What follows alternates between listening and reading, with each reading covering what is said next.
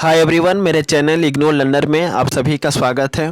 दोस्तों, मैं इस वीडियो में BHIC 131 का सबसे महत्वपूर्ण प्रश्न मध्य पाषाण युग के औजार, इस युग की बस्तियां और जीवन यापन के बारे में चर्चा करेंगे। सो आप इस वीडियो के अंत तक बने रहें, जिससे कि इस प्रश्न का आंसर जो है आपको अच्छे तरीके से मालूम चल सके। ठीक है, तो प्रश्न स्टार्ट करते हैं। प्रश्न एग्ज़ाम में पूछा जाता है कि मध्य पाषाण युग के औजार, यहाँ की बस्तियाँ और जीवन यापन के तरीकों का जो है विस्तृत वर्णन कीजिए। तो सबसे पहले आपको आंसर के अंतर्गत लिखना होगा कि मध्य पाषाण युग का आरंभ जो है BCE 8000 के आसपास माना जाता है। यह पूरा पाषाण और नवपाषाण युग के बीच का काल था और मध्य पाषाण युग में औजार बनाने की तकनीकी में परिवर्तन हुआ और छोटे पत्थरों का उपयोग किए जाने लगा। ठीक है, इसके अंतर्गत इस काल के मनुष्य छोटे जानवरों की जगह पर अब बड़े बड़े जानवरों का शिकार करने लगे और इसके अलावा जो है वे मछली पकड़ने का भी कार्य करने लगे। ठीक है, कौन से युग का हम बात कर रहे हैं? मध्य पाषाण युग का। ठीक है, अब आपको पैराग्राफ चेंज करके लिखना होगा मध्य पाषाण युग के औजार। इस हेडिंग के अंतर्गत आप लिखेंगे कि मध्य पाषाण युग में विभिन्न प्रकार के औजार पाए गए हैं जो निम्न है। ठीक है, तो मध्य पाषाण युग में जो जो औजार पाए गए हैं इसके बारे में हम जिक्र करेंगे।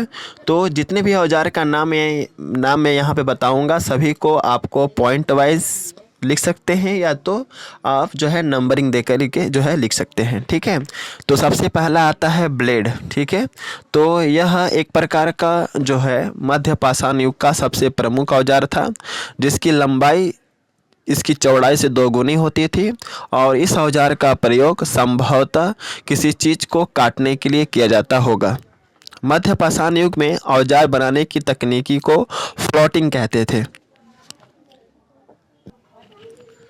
तो क्या समझे, ये एक प्रकार का मध्य पाषाण युग का सबसे प्रमुख औजार था ब्लेड, जिसका जो लंबाई होता था ना वह चौड़ाई से दोगुना होता था और इसका उपयोग किसी चीज़ को काटने के लिए किया जाता था। और मध्य पाषाण युग में औजार बनाने की जो तकनीकी होती थी, जो टेक्नोलॉजी होती थी, उसको हम फ्लोटिंग के नाम से जानते थे। अगला है कोर।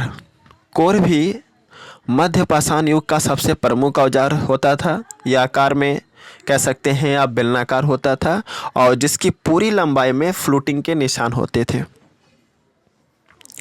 नेक्स्ट है नुकीला औजार। इस हेडिंग के अंतर्गत आपको लिखना है कि यह औजार एक प्रकार का टूटा तिकोना ब्लेड होता था जिसके दोनों सिरे धारदार होते थे। अगला है त्रिकोण। ठीक है, तो इस हेडिंग के अंतर्गत आपको लिखना है कि यह भी मध्य पाषाण युग का सबसे प्रमुख औजार था, जिनके सिरों को धारदार बनाया जाता था और इसका उपयोग जो है किसी चीज़ को काटने के लिए किया जाता होगा। अगला है नवचंद्राकार।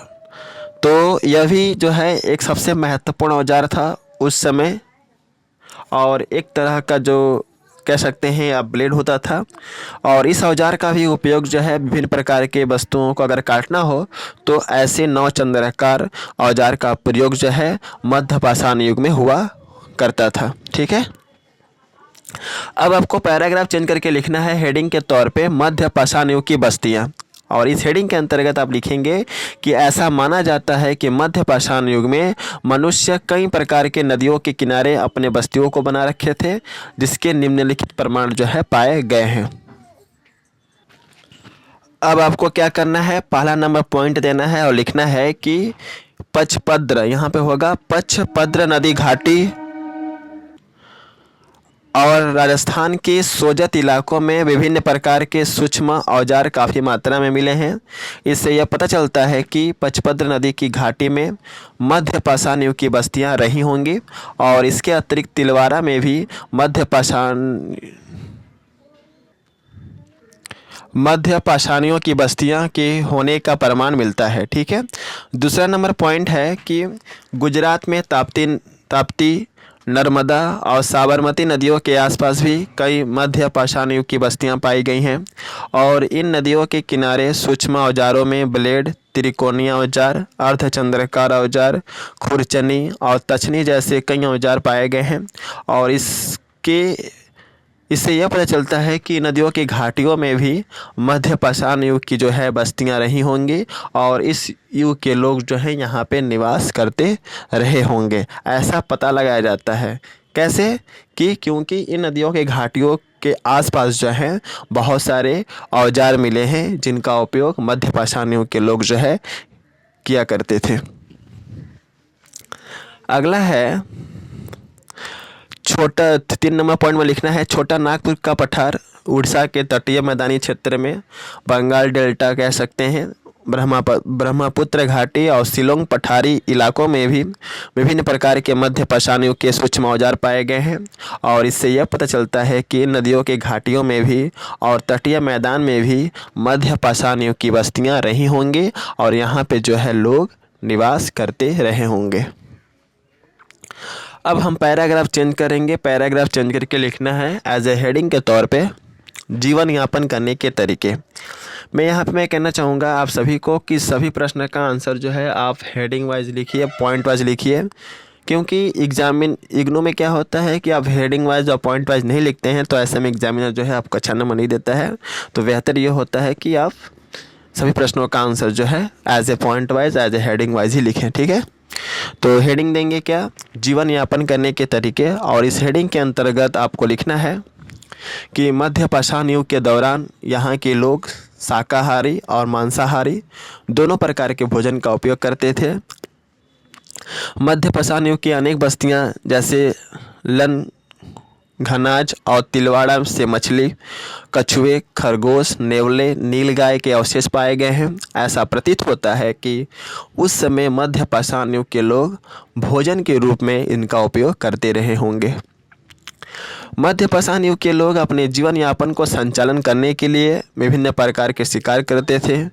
यहाँ तक कि शिकार करने के अलावा यह मछली मारने का भी कार्य करते थे, मछली पकड़ते थे। ऐसा माना जाता है कि इस युग के लोग जंगली कंदमूल, फल और मधु आदि का भी संग्रह करते थे और यह उनके भोजन का जो था पूर्ण हिस्सा रहा होगा, ऐसा माना जाता है, ठीक है।